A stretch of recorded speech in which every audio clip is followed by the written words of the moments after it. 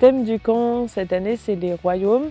Les royaumes, il y en a des différents et qui s'entrecroisent dans le quotidien des enfants, et notamment le royaume de Dieu, parce que c'est un camp chrétien. Le royaume de Dieu, le royaume des cieux, le royaume des cieux, le royaume de l'imaginaire, le royaume de l'imaginaire, le royaume de l'animal, le royaume de l'animal. Alors la grande spécificité des camps d'église, pour moi, elle se situe vraiment dans une affirmation et dans une vie de spiritualité, de vie spirituelle sur le camp, avec des temps de prière, des temps de louange, mais aussi avec une attention plus particulière peut-être à tous les enfants dans toutes les dimensions de leur vie, en particulier dans leur dimension spirituelle.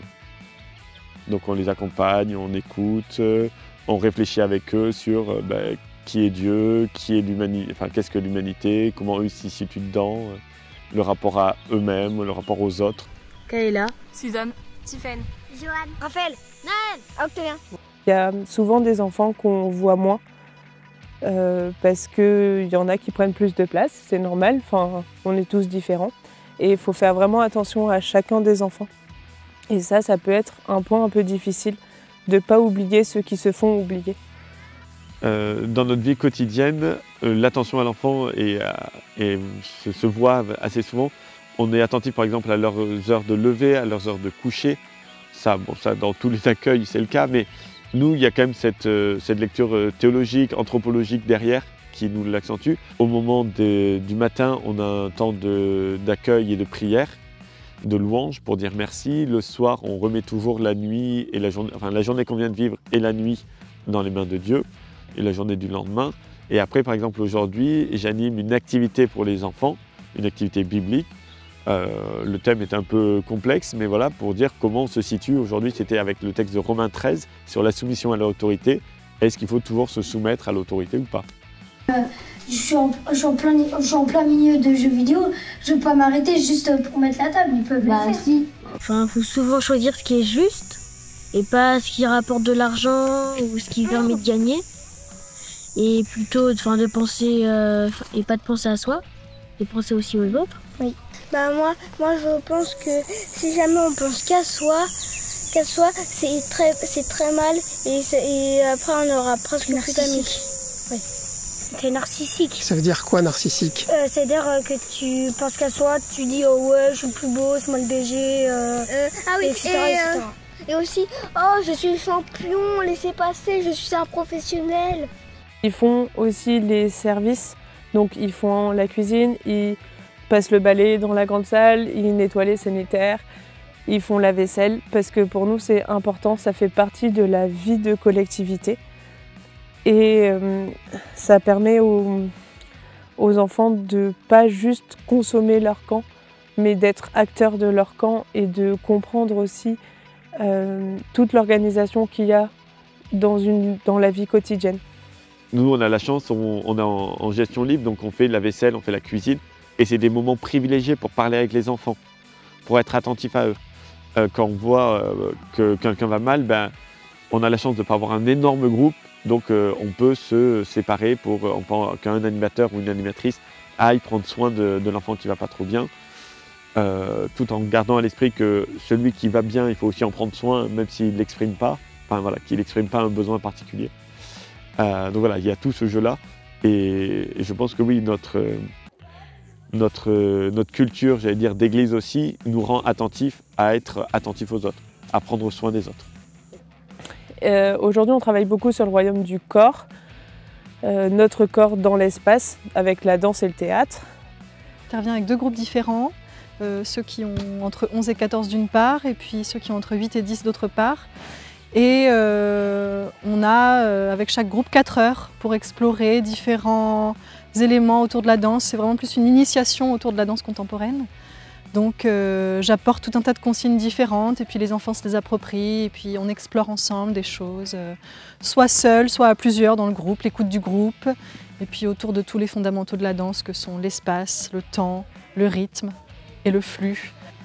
On a installé des feuilles blanches et on a appelé ça mur d'expression.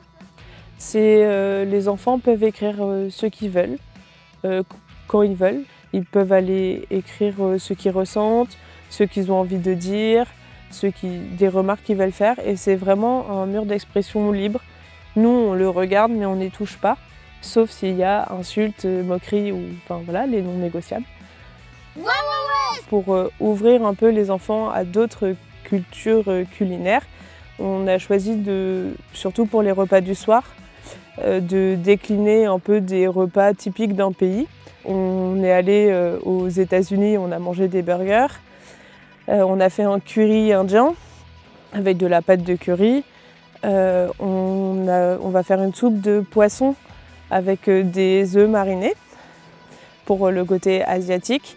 Et le dernier soir, c'est pizza pour la fête. Le burger! Le curry! Le burger ou la pizza? Le burger. Le burger frites. Le burger frites! Le burger frites! Alors, il y a des différences entre les camps privés et les camps d'église. Pour moi, c'est vraiment cette réflexion sur l'individu comme étant non pas un consommateur. Là, il y a le projet pédagogique qui est plus réfléchi avec toutes les dimensions des enfants, autant créatives, musicales, spirituelles bien sûr, mais aussi sportives. Hier soir, on est allé regarder les étoiles avec notre groupe de 6 de grands. Voilà, on a vu du coup les constellations, etc. Hier soir, quand on est allé regarder les étoiles. Hier soir aussi. À la veillée d'hier soir aussi.